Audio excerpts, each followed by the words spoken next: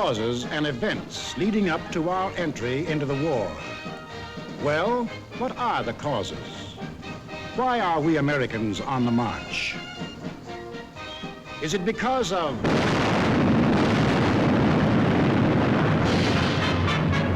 Pearl Harbor? Is that why we are fighting?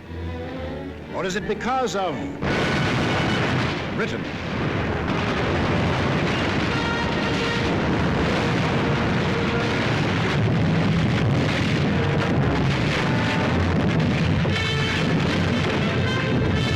France.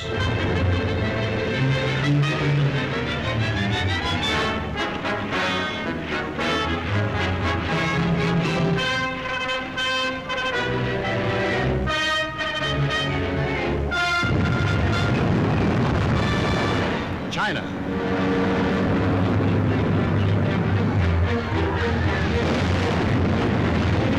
Czechoslovakia.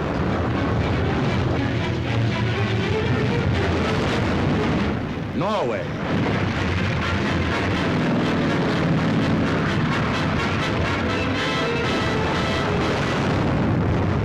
Poland.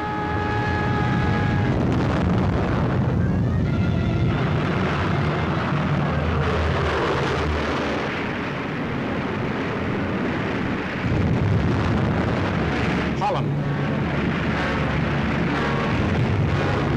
Greece.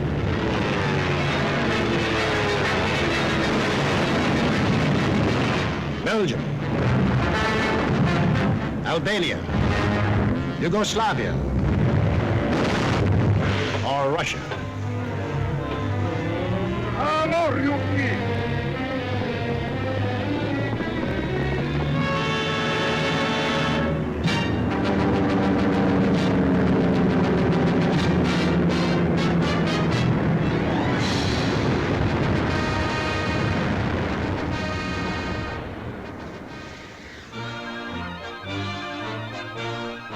Just what was it made us change our way of living overnight?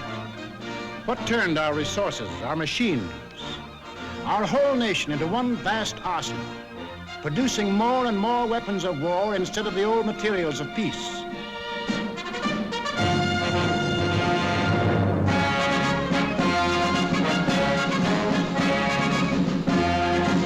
What put us into uniform, ready to engage the enemy on every continent and every ocean?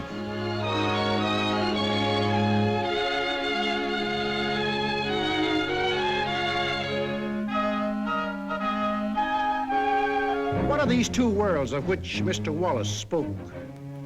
The free and the slave. Let's take the free world first, our world. How did it become free? Only through a long and unceasing struggle inspired by men of vision. Moses,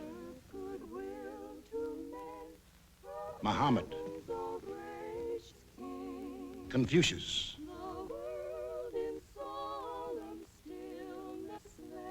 Christ. All believed that in the sight of God, all men were created equal. And from that there developed a spirit among men and nations, which is best expressed in our own Declaration of Freedom. We hold these truths to be self-evident, that all men are created equal. It is the cornerstone upon which our nation was built and the ideal of all the great liberators. Washington, Jefferson, Garibaldi, Lafayette, Kosciuszko, Bolivar, Lincoln. Lighthouses lighting up a dark and foggy world. That government of the people, by the people, for the people, shall not perish from the earth. Fighting, living, dying. For what? For freedom, that for which men have fought since time began, to be free.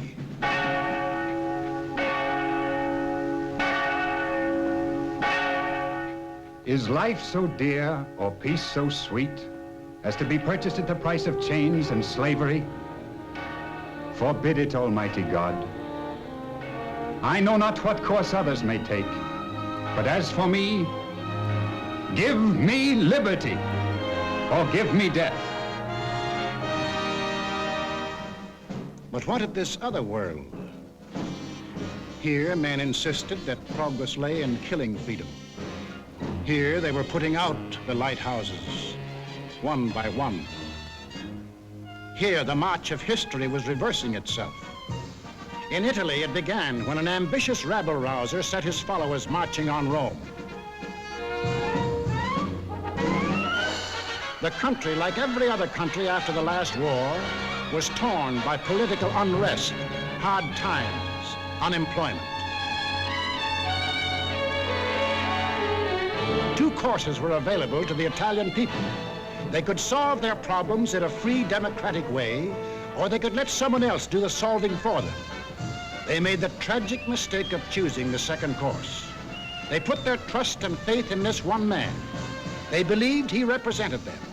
Actually, he planned to betray them for the selfish interests of himself and the group back of him, just as he had earlier betrayed those who first supported him. In Germany, another and even more forceful demagogue set his followers marching from the Munich beer halls. He too had the sinister opportunity to take advantage of post-war chaos.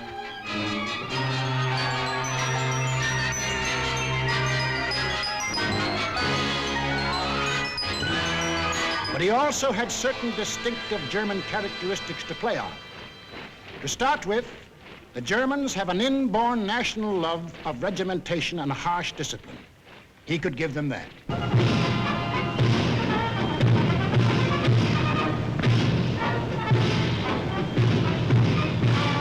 The German army, and through them the people, had never acknowledged German defeat in the last war and were anxious for revenge.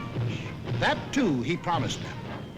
The wealthy and powerful industrialists were fearful of losing any of their wealth and power and were ready to back anyone who would retain it for them. He promised to take care of them too. This man cunningly played all these ends against the middle and ruthlessly set out to murder the newborn German Republic.